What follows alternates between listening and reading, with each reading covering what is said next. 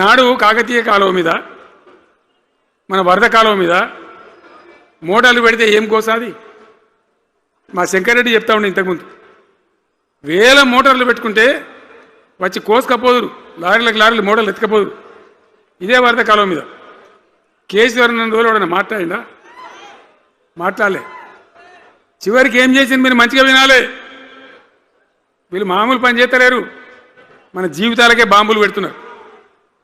ఆ రోజు కూడా నరేంద్ర మోడీ ప్రధానమంత్రిగా ఉండే ఆయన ఏం చేసిండు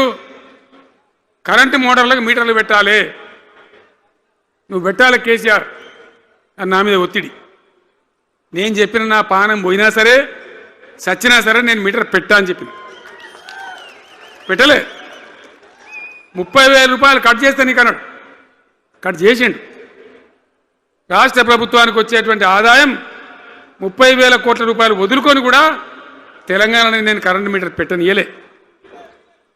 నేను ముఖ్యమంత్రి ఉన్నాను రోజు ఇవాళ ఏం చేసింది తెలుసా వీళ్ళు మీకు మీకు తెలియలే మీరు అమాయకులున్నారు ఢిల్లీకి పోయి ఒప్పుకున్నారు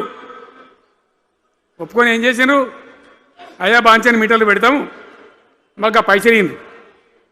కేసీఆర్ వద్దన్నారు కదా మేము తీసుకుంటాం అని ఆ డబ్బు తీసుకొని వీళ్ళే ఈ గవర్నమెంట్ పోయి సంతకం పెట్టింది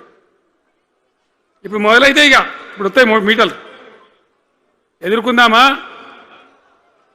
మీటర్ల ఎదురుపాటును యుద్ధం చేద్దామా కొట్లాడదామా ఏమన్నా